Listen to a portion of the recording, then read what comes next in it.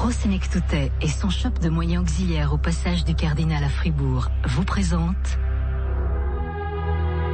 Radio Fribourg, Coin de ciel.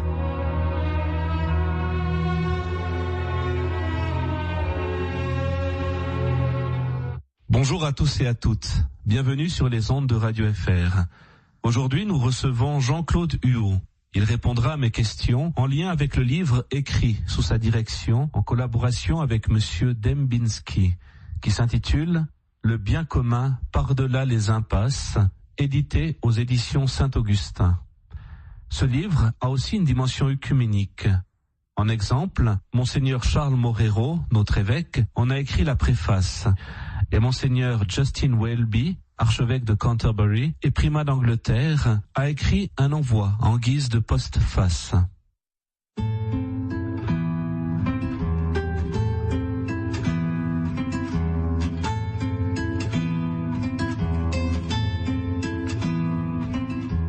Nos sociétés perçoivent, par mille symptômes diffus, qu'un mode de fonctionnement s'épuise sous nos yeux. Pour ne pas succomber à la déprime, il faut changer de regard et le poser par-delà les impasses. Le bien commun ouvre vers l'avenir. Il n'est ni un modèle clé en main, ni une troisième voie, mais une asymptote ou un idéal inatteignable dans sa plénitude, mais porteur d'inspiration pour agir dans le processus historique en cours. À l'instar du colloque tenu à l'Université de Fribourg en 2015 sur le même thème, le présent ouvrage conjugue les angles d'approche. Certains textes traitent des lieux où se joue le bien commun tels que la famille, l'entreprise ou encore l'espace. D'autres traitent des instruments possibles, mettent ces notions en dialogue avec d'autres cultures ou l'inscrivent dans la diversité des disciplines, soit la théologie, la sociologie, la philosophie politique ou l'économie. Je vous invite maintenant à écouter Jean-Claude Huot qui répond à mes questions sur le livre « Le bien commun par-delà les impasses ».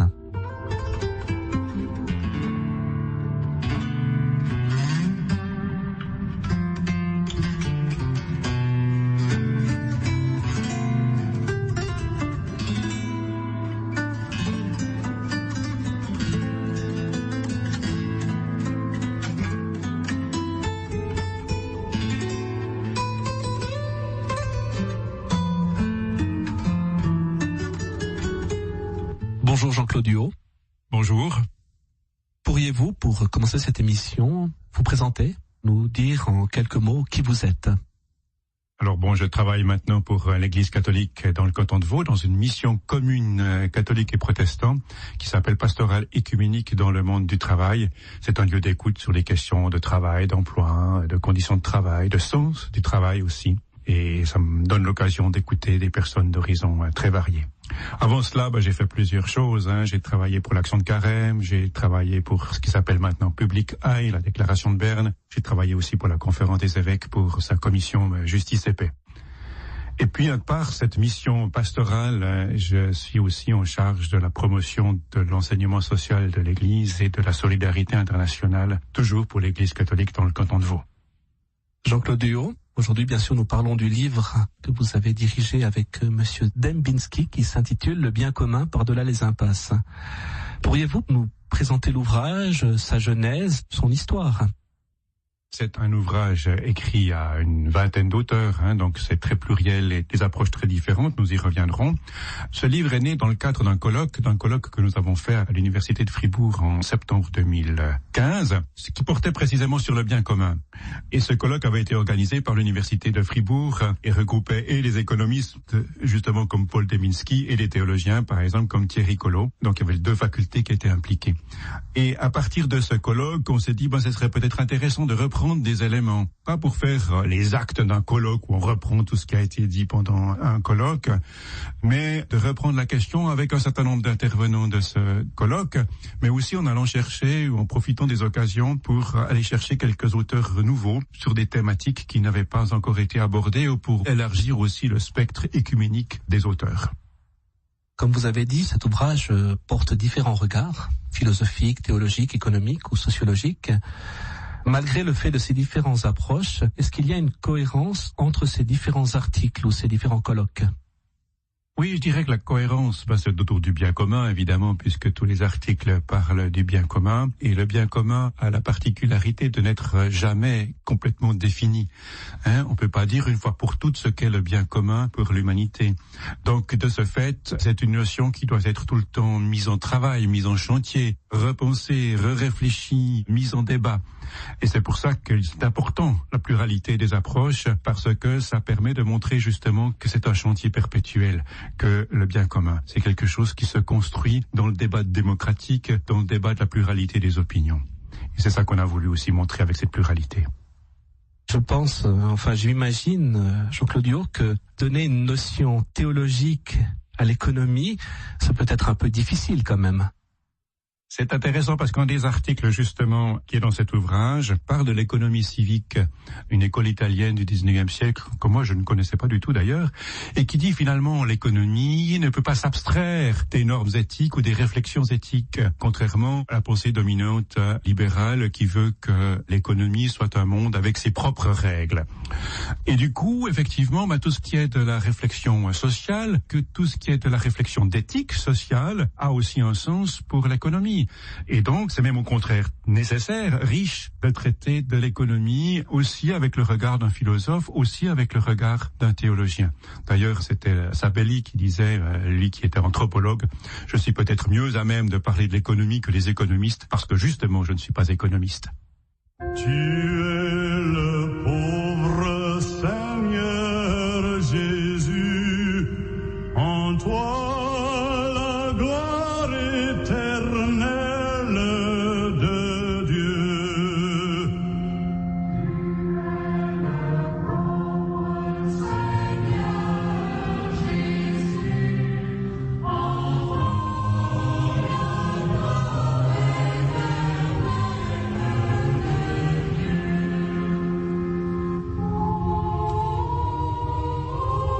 tu es celui que partout l'on repousse. À ton amour, Seigneur, il est invité. Tu es celui qui subit l'injustice. Tu es celui que tous ont abandonné.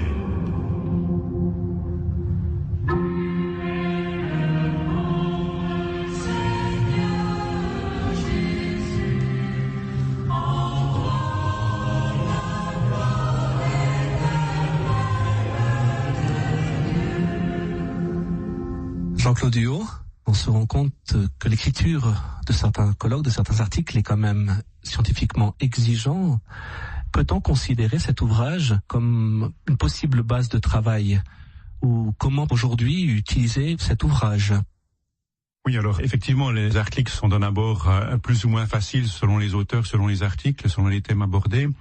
Mais justement, le fait qu'on ait des articles différents permet aussi à un lecteur de prendre un article et de pas lire le suivant. Enfin, chaque article peut se lire en soi. Et on parlait avant d'économie et de théologie. Justement, l'article de Paul Deminski, par exemple, qui est économiste, mais réfléchit justement aux conditions même de la pensée économique, est un article qui donne à réfléchir et qui peut, me semble-t-il, justement remettre à frais nouveau ce qu'est l'économie, la place de l'économie dans la société. Ou bien alors, il y a un article de Maria Novak sur les microcrédits. C'est une expérience très concrète en France qui porte sur les microcrédits. Il y a aussi un retour qui se fait en Suisse avec Yvette Yagui qui parle de l'expérience du microcrédit ici en Suisse romande. Et donc là, on a une expérience tout à fait concrète. Et après, on peut se redemander, tiens, mais enfin, comment effectivement l'appui par des petits crédits à des micro-entreprises peut contribuer au bien commun. Donc, je pense que c'est intéressant pour un lecteur ou une lectrice, je dirais, de prendre le livre et d'aller regarder un petit peu la table des matières et se dire, tiens, on parle de Gandhi. Tiens, qu'est-ce qui se dit sur Gandhi? Quel est le rapport entre Gandhi et la pensée du bien commun? Ou bien alors, il y a un article sur l'espace, donc la géographie, l'urbanisme, et de se demander, tiens, mais enfin, oui, c'est vrai, le sol, c'est un bien commun, mais par rapport à une dimension plus abstraite du bien commun, tiens, mais qu'est-ce que ça veut dire? C'est une architecte polonaise qui a écrit cet article, donc il y a aussi des apports qui viennent de différents coins du monde, et donc d'aller piqué des choses, je dirais comme ça, en disant tiens, ça peut faire l'objet d'une lecture en groupe, ou ça peut faire l'objet d'une réflexion simplement personnelle en lisant un article et en laissant mûrir un peu cet article. Mais je pense que ça vaudrait la peine effectivement de se dire tiens, on prend un article et on le travaille dans le cadre d'un groupe de lecture, d'un groupe dans une paroisse ou dans une commune par exemple. Oui, d'ailleurs, on peut exemplifier la chose parce qu'il semble que de cet ouvrage, ou en tout cas une conférence qui a été donnée, est née cette plateforme qui s'intitule Dignité et Développement à Fribourg même. Pouvez-vous nous présenter et nous dire qu'est-ce que cette plateforme et comment elle est née et qu'est-ce qu'elle fait actuellement ou quel est le but de cette plateforme ? Oui, alors cette plateforme a été rendue publique justement dans ce colloque de septembre 2015. Et puis, c'est une association, en fait, où chacun et chacune peut devenir membre et qui a été voulue par l'évêque du diocèse de Lausanne, Genève et Fribourg, Monseigneur Charles Morero. Et à travers cette plateforme, l'idée, c'est de mettre ensemble des personnes qui agissent ou qui réfléchissent sur des problématiques sociales ici dans ce coin de pays pour un peu penser ensemble le sens de ce qu'ils font, de ce qu'ils réfléchissent. Et de mettre ensemble des apports complètement différents les uns les autres. Il y a des universitaires, il y a des gens qui travaillent dans la pastorale, il y a des gens qui travaillent dans le social. Il y a aussi différents courants de pensée qui sont présents. Et alors on a quelques groupes thématiques, par exemple, autour de la notion du travail, autour de religion et violence, autour de l'écologie ou plutôt de la sobriété heureuse, de 3 groupes comme ça qui existent. Et puis on fait 2 fois par année des ateliers transversaux, on dira comme ça. On en a fait un premier sur le relational thinking, sur la pensée relationnelle, parce qu'on est tous des hommes et des femmes en relation. Alors qu'est-ce que ça signifie? On en a fait un au mois de novembre autour de la notion du temps, le temps qui file, avec l'exemple d'un industriel qui dit voilà, il faut un investissement pour qu'il soit productif, il faut 20-30 ans de durée dans l'entreprise ou dans le secteur industriel dans lequel il travaille, alors que les investisseurs, ils réfléchissent au quart d'heure ou à la demi-heure, avec les systèmes extrêmement rapides dans le monde de la finance. Donc comment est-ce qu'on travaille avec ces collisions de temps, en incluant encore cette dimension du temps eschatologique, donc du temps des fins dernières, qui évidemment entre de nouveau dans une grande dynamique avec ces différents temps humains. Donc avec ces ateliers-là, on essaye d'aborder des problématiques qui sont parfois très complexes et très compliquées, mais en mettant ensemble des personnes d'horizons différents, d'expériences différentes, de modes de pensée différents, d'essayer de se nourrir les uns les autres et de réfléchir les uns avec les autres. Donc c'est ça un peu cette plateforme. Et le livre est en quelque sorte une étape dans le démarrage de cette plateforme, en espérant qu'il donne aussi une illustration de ce que nous cherchons à faire en mettant des personnes et des pensées très diverses les unes des autres ensemble.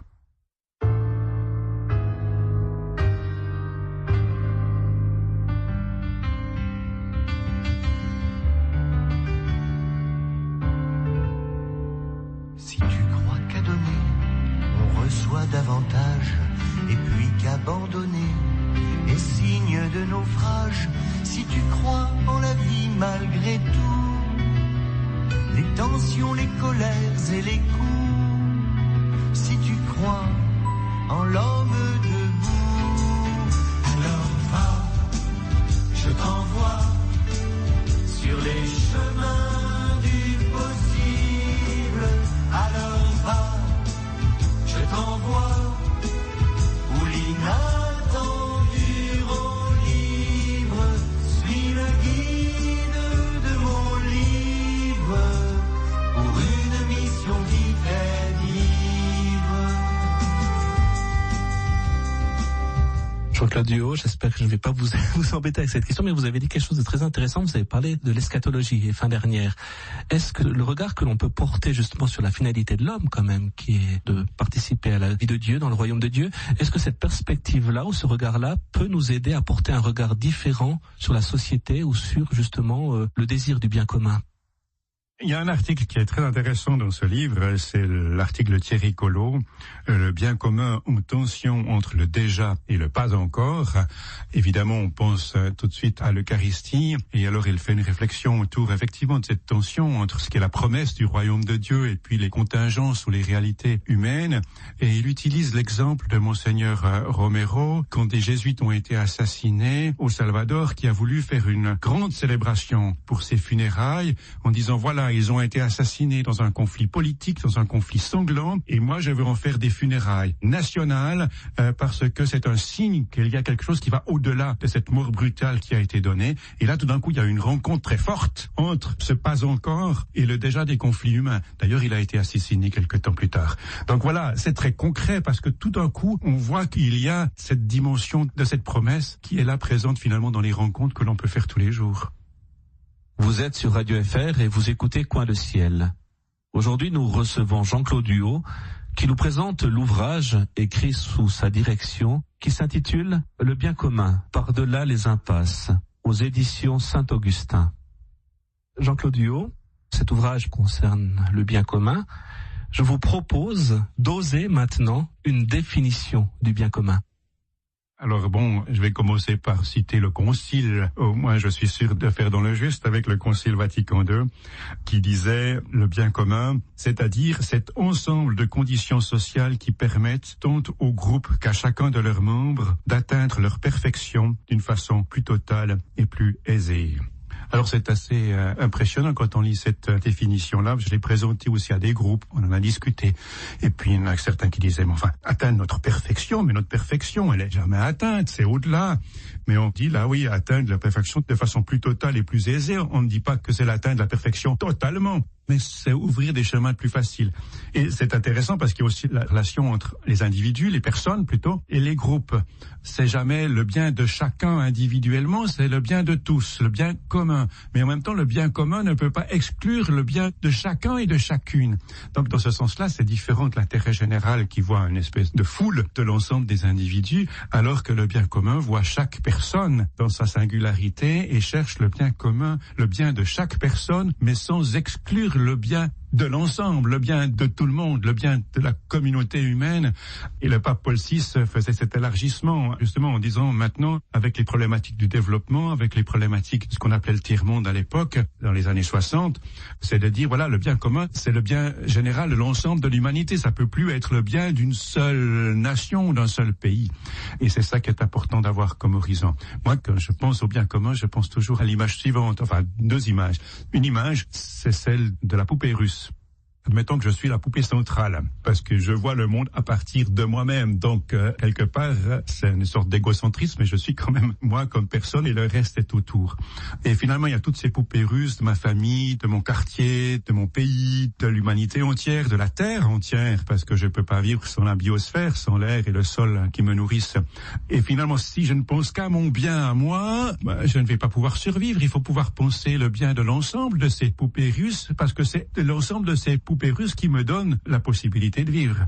Je ne peux pas vivre sans ma maman, sans mon papa, sans ma famille, sans le pays dans lequel j'habite, sans les communautés dans lesquelles je suis inséré, et ainsi de suite. Donc, il y a cette réciprocité. Voilà, c'est un exemple, une image qui peut servir à illustrer ce qu'est le bien commun.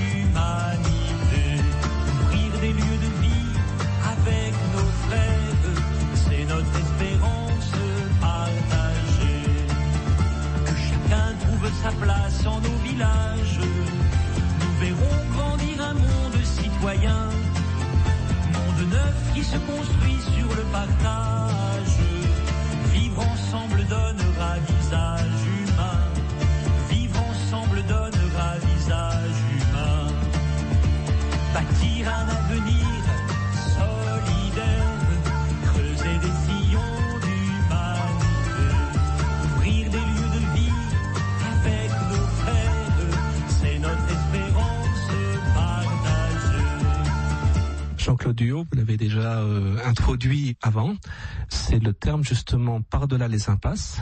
On se rend compte bien sûr quelles sont ces impasses, mais vous dites que vous pouvez aller par-delà les impasses. J'ai l'impression quelque part qu'il y a quand même un côté utopique dans cette réalisation ou ce désir de réalisation. Écoutez, si comme chrétiens, on n'a pas quelque chose qui nous guide dans le sens de l'espérance, nous ne serions pas chrétiens, nous sommes quand même porteurs d'une bonne nouvelle, n'est-ce pas? Donc, oui, par-delà les impasses, parce que finalement, bien sûr, il y a des tas d'obstacles liés aux injustices et aux inégalités, liés aussi aux problématiques de l'environnement et du réchauffement climatique. Enfin, on se rend compte, et moi je me rends compte aussi très régulièrement dans mon expérience pastorale, que finalement, l'économie ou le système économique dominant dans lequel on vit actuellement n'est pas porteur d'avenir. Donc ce que l'on dit finalement, et c'est ce que nous illustrons Paul Dembski et moi dans l'introduction à cet ouvrage, c'est que finalement le bien commun, justement parce qu'il n'est pas définissable une fois pour toutes, est un horizon qui nous mène plus loin, et qu'il faut avoir toujours cet horizon du bien commun où chacun et chacune peut atteindre sa perfection de manière plus aisée. C'est vers là qu'il faut tendre. Mais on n'arrive jamais à l'horizon, parce que l'horizon, il s'éloigne toujours, plus on avance. Mais l'essentiel, c'est d'avancer. Et c'est dans ce sens-là que l'on dit, voilà, par-delà les impasses, par-delà les obstacles et les montagnes et les chemins difficiles qu'il faut parcourir, il y a une perspective, il y a une finalité, il y a une fin au chemin. Même quand on marche en montagne, on croit que le sommet, il est là, on arrive là, puis pof, ça repart plus loin. Et on a l'impression qu'on n'y arrive jamais. On finit par y arriver, mais évidemment, c'est au-delà de l'histoire, et ça, c'est aussi une des caractéristiques de la foi chrétienne par rapport à d'autres croyances ou utopies politiques. Effectivement, il y a un apport de la foi chrétienne qui est importante, justement, dans cette approche du bien commun. Et d'ailleurs, je crois que le livre parle aussi de conversion du regard. C'est important d'éduquer ou bien de permettre aux gens de vivre cette conversion du regard, pour avoir un regard plus solidaire, ou bien pour mettre l'amour en premier, la charité, justice et charité, un regard aussi qui permet de mettre le relationnel en avant. Oui, c'est clair, c'est pour ça qu'on a eu un article aussi dans ce livre sur la pensée relationnelle. Et c'est pour ça aussi qu'on a voulu une dernière partie qui soit un peu plus pratique, avec des exemples justement autour de l'urbanisme, autour des objectifs du développement durable, qu'on a voulu aussi un article de Patrice Meyerbeich sur le mal commun, parce qu'effectivement la violence elle est bel et bien là, et on ne peut pas simplement faire l'impasse. Et c'est aussi ce que j'ai voulu souligner dans mon article, c'est-à-dire que pour moi c'est essentiel, à travers mon expérience pastorale, d'être à l'écoute de personnes qui vivent dans des impasses très très concrètes, matérielles, parce qu'elles n'ont pas de travail, parce qu'elles se font exploiter dans leur travail, ou parce qu'elles sont mises dans des conditions de travail terriblement dures, qui fait violence à leur éthique professionnelle et même à leur corps, à leur dignité humaine. Donc c'est important de pouvoir être à l'écoute pour qu'elles puissent déposer leur fardeau, et ensuite de se demander avec elles, mais enfin, qu'est-ce qui est possible de faire, qu'est-ce qui est possible de vivre à partir de là. Et alors là, on se retrouve avec finalement l'impuissance que le Christ lui-même a partagée avec les humains en se laissant mettre en croix. On se retrouve aussi avec cette exigence de pouvoir partager aussi un bout d'espérance avec ces personnes, en disant, mais enfin, quel est le chemin que tu peux parcourir avec cela, malgré cela? Et du coup, se pose quand même toujours une question de nature, je dirais, politique, dans le sens de gestion de la cité, puisque le bien commun, c'est le bien d'une cité humaine, de l'ensemble de l'organisation sociale, politique, économique, culturelle de nos sociétés. Donc du coup, il y a une réflexion à faire aussi sur qu'est-ce qu'on peut changer pour faire en sorte qu'effectivement, des migrants qui ne trouvent pas leur place ici, ou des personnes qui sont nées, qui ont grandi ici, mais qui ne trouvent pas leur place dans leur contribution au bien commun, par leur travail, par exemple, puissent néanmoins quand même trouver une place, parce que leur dignité humaine est en jeu, et parce que le bien de l'ensemble, finalement, de la société humaine est en jeu. La préface de la Constitution fédérale indique que la qualité d'une société se mesure au sort qu'elle réserve aux plus faibles de ses membres. Voilà, le préambule de la Constitution fédérale nous met au défi de tenir compte des plus faibles des membres de la société humaine.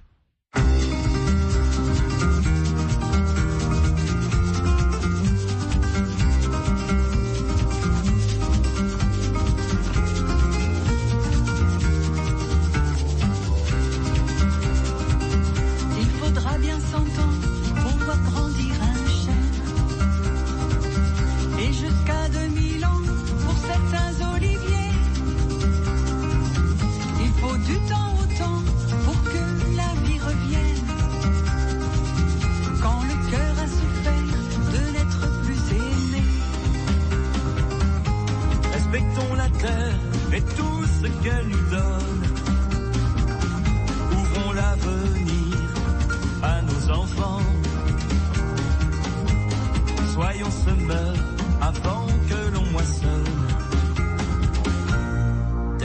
maintenant. Depuis la nuit des temps, la terre est en partage. Et malheureusement, l'argent vient tout gâcher. Le pouvoir est dans le monde se saccage. Pour l'intérêt caché d'une minorité. Respectons la terre et tout ce qu'elle nous donne. Ouvrons l'avenir à nos enfants. Soyons semeurs avant que l'on moissonne. Dès maintenant.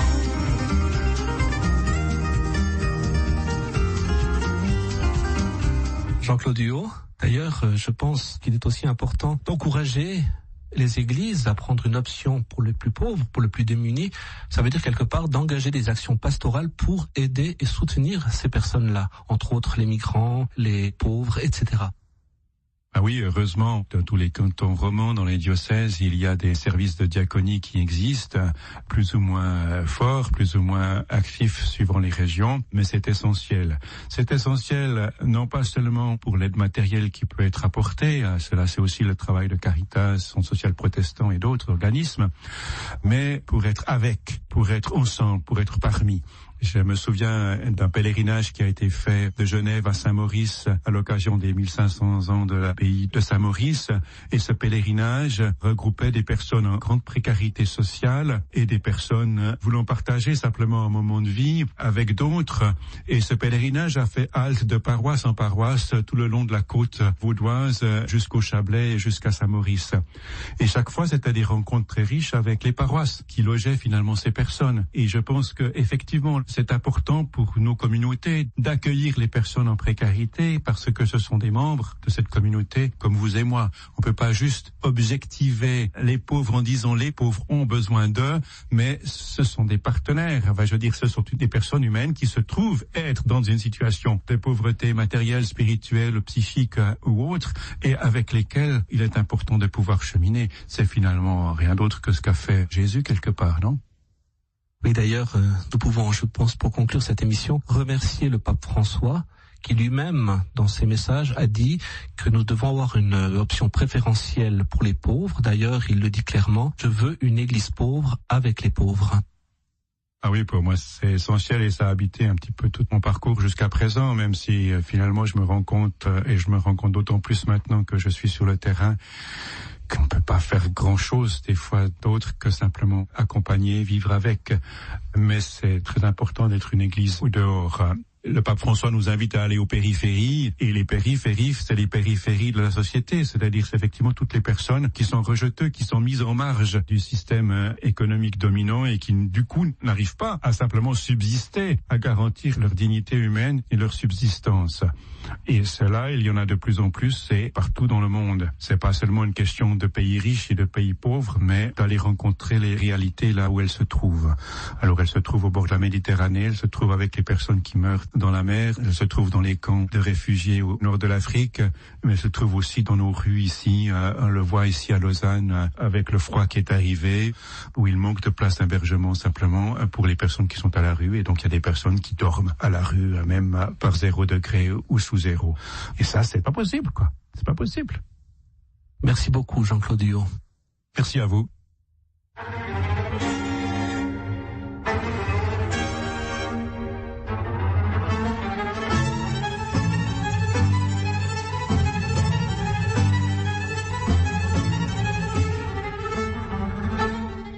L'engagement pour le bien commun, quand la charité l'anime, a une valeur supérieure à celle de l'engagement purement singulier et politique.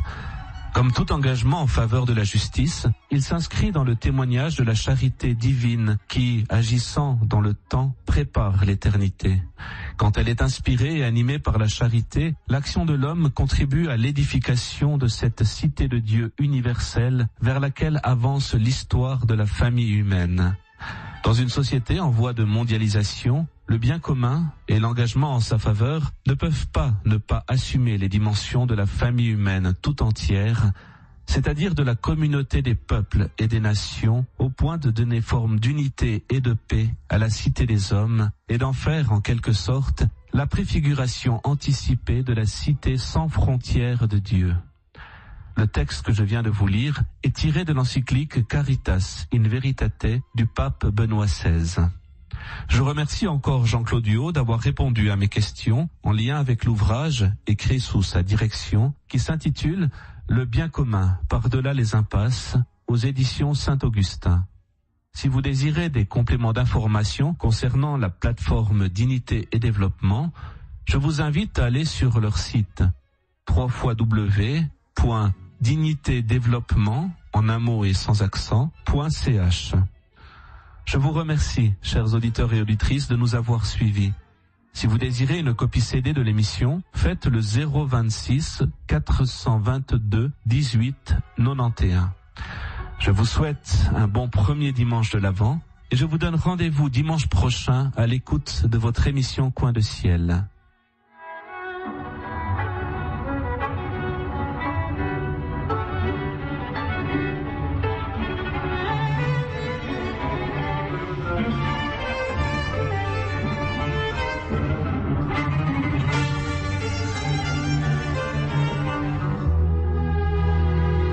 Radio Fribourg, Coin de Ciel.